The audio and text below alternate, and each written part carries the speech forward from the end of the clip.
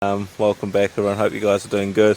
It's the next day now and I thought I'd better start by fixing this Subaru so I can depend on it, because I really do need to get down to Christchurch and check out a few cars and get them ready for the guy collecting them for me, because there'll be more than one on one truck, which is good.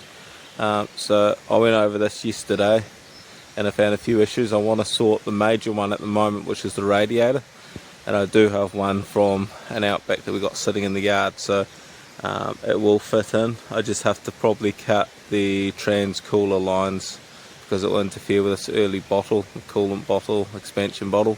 So it's easier for me just to cut with a hacksaw the coolant lines off, because this doesn't have a trans cooler on it. And yeah, I'll show you the repairs done. I did take that engine through to Main Freight yesterday, and they took it no dramas. And what was that? Yeah, I took the other Subaru that was knocking, the silver one, so I managed to get 45 minutes on a knocking motor before it was completely toast. So I took a chance of taking that through, because I thought if it does blow up, even if I get over there, I could scrap it. And it broke down very close to the scrappy, so it was easy for them to come and pick it up. Anyway, let's get into fixing this Subaru, and I'll show you the main concern I've got for it at the moment. I might pull the cam belt cover as well, just to check the cam belt, just to be nosy. Even though I'm sure this is a non-interference motor, I don't need to worry about it for now. I want to check the cam belt too. But I'm going to pull the radiator, and I'll show you the reason why I'm pulling the radiator. But yeah, it's a 2 litre EJ20 sort of thing, and quite a high mileage car, nice and simple.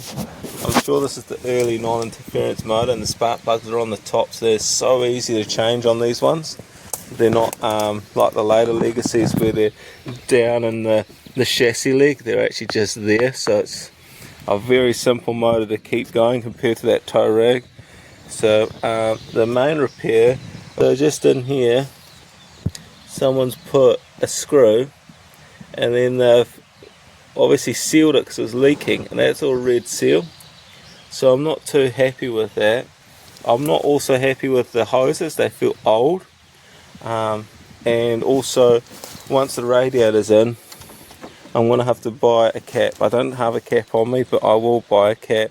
It is on its last legs as a cap to seal, because that seal, the rubber ring there, should be quite pronounced, and it seems very thin and worn. But you can see the crap that's in the system too. It's got a lot of rust, so I'm going to try and flush the system out as well, the best that I can, with a water can and stuff like that. But we'll see how it goes. Anyway, it looks like an easy radiator to swap, but it's just undoing top and bottom radiator hoses and undoing expansion bottle, and then just undo that and it should pop out. Not a big job today, and it's going to be a short video, but yeah, I'm just fixing that today, and then I'm going to level that box behind me after that, so I can get the tools in. And then later on I'm going to move that Discovery chassis. I'll get into this and I'll take it along for the journey, and if it's any good anyway, and we'll go from there. Also notice before I start as well, I'm going to take this expansion bottle off first. There's a bolt there, but it's missing a bolt there, so when this thing's vibrating around, especially on gravel roads and that's liable to put more strain on that there, so I better find a bolt to bolt in that when I bolt it back. Subarus, you can do everything under the bonnet. So you can get under the bottom radiator hose from in the bonnet on these early ones, but I've got it loose, but it's just stopped. And so these type of hose clamps, which are just refusing to come off, and I've got a 10mm socket on a screwdriver and I can't get it off. I physically can't get it off. So typical me working on cars, and then a lot of people just pull their hairs out and they just start swearing. I start swearing eventually, but these 5-minute jobs, I don't know, I seem to always be doomed with cars in general, but these 5-minute jobs always lead to 10-minute jobs, and then a 10-minute job leads to half an hour, and then before long you got half a day just trying to do a simple job. So I was only intending to spend 10 minutes on this thing this morning. Well, it can't be that big of a job, and it's not a big job, it's just everything on this thing is either rusted or not been replaced in 30 odd years or whatever, so everything's just stuck in, and so it's getting very hard to remove parts. So I'm going to have to jack the car up, which I didn't want to do. I was just hoping I can do everything under the engine bay like I normally do. But I'm going to have to jack the car up just so I can get my big belly under it to then figure out why these fans will not come up, because all the bolts are off but they're just not wanting to lift out.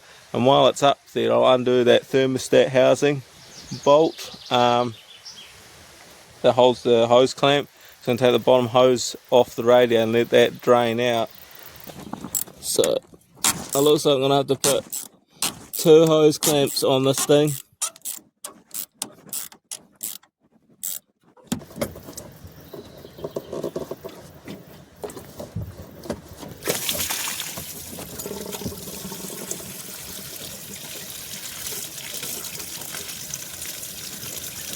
I would have thought that they would be pushed down, but looking at it, it looks like it's pull up.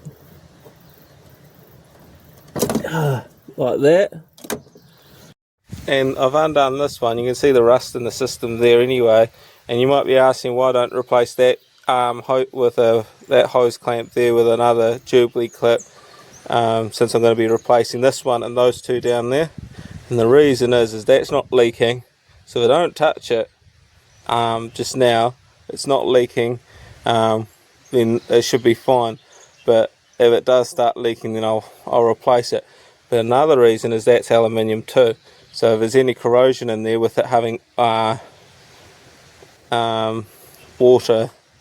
in the system instead of antifreeze, if I take that off and this is all corroded, I'm then in more problems, even though it's not leaking just now, but it might make more problems me removing that when it's sealed and it's not leaking now. Is what's in the coolant system, and if you have that in your coolant system, you normally like to run from buying a car like that. But when you're talking about something that's 30 something years old, the best thing you can try and do is just flush it out. So that's what I intend to do. Drink today, but I just need to see it's not flowing out. So that's how blocked it is. So that should be pissing that fluid out. So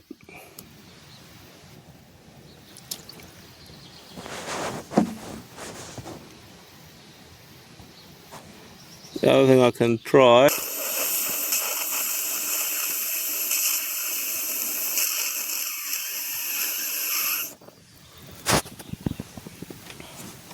just trying to blow it out, because that's the thing that causes head gaskets or things to overheat. So, and I had a Ford Econoline that had the same problem. Look at that.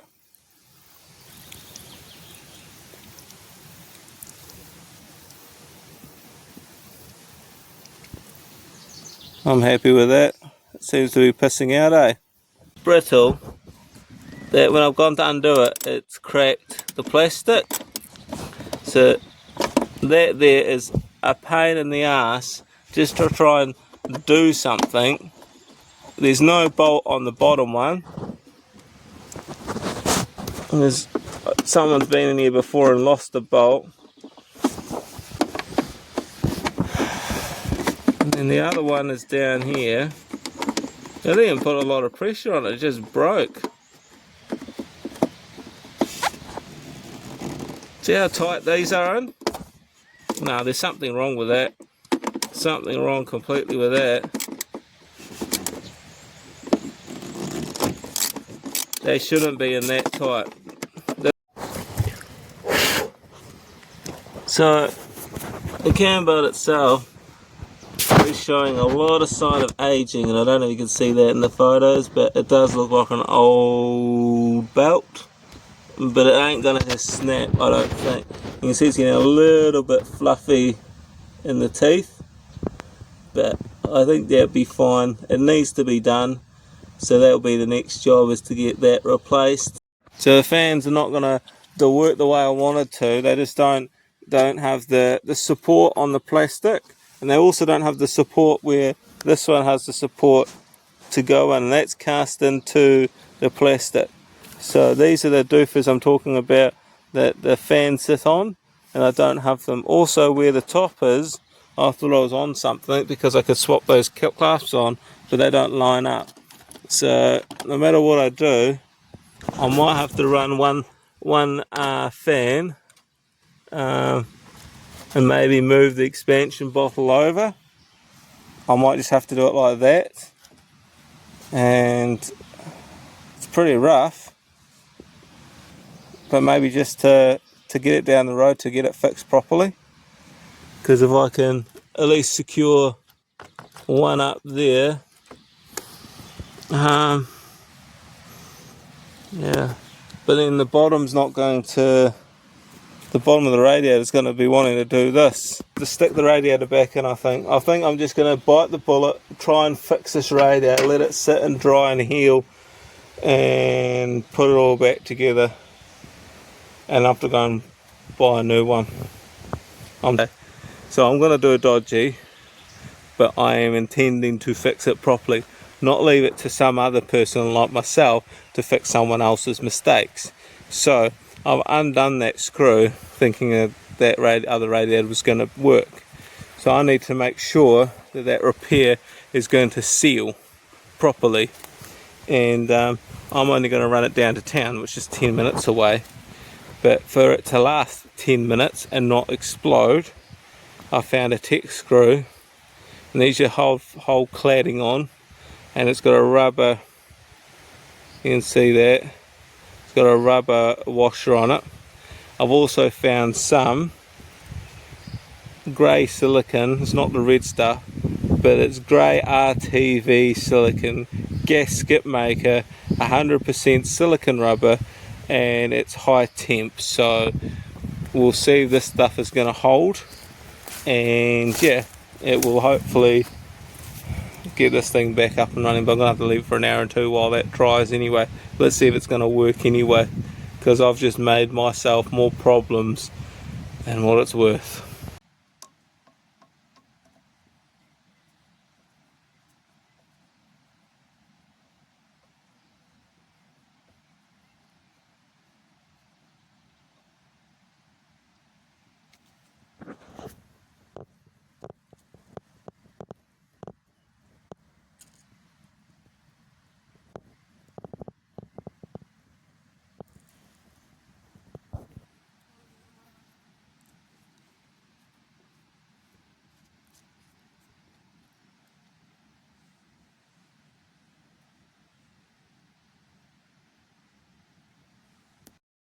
It's all back together now, and as you can see, the radiator's in. I've put sellotape, insulation tape around that pipe fitting just to hold the bolt in, and the pipe should just rub up against that and seal. I need one more hose clamp.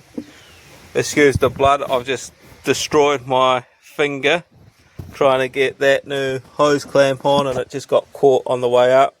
I'll wipe all that off in a minute. Got new hose clamps down there, and yeah, the radiator's back in the way it should be, but I'm going to fill it up here with water until it comes out here, or maybe here, and then just stop, let that silicone dry a little bit more, then put that hose on, run it in like an hour or two, and make sure all the air comes out of here. Save me undoing the bleed screw. I'll just make sure I bleed it from here. Don't really improved anything today, and I've just wasted a whole morning working on a car that I can't fix because I don't have the right parts, and I'm going to have to spend another, I reckon I'm going to have to spend about $200 or $300 on a radiator, which I will do, but It's a heap of shit Subaru, and it shouldn't be giving me this much bother.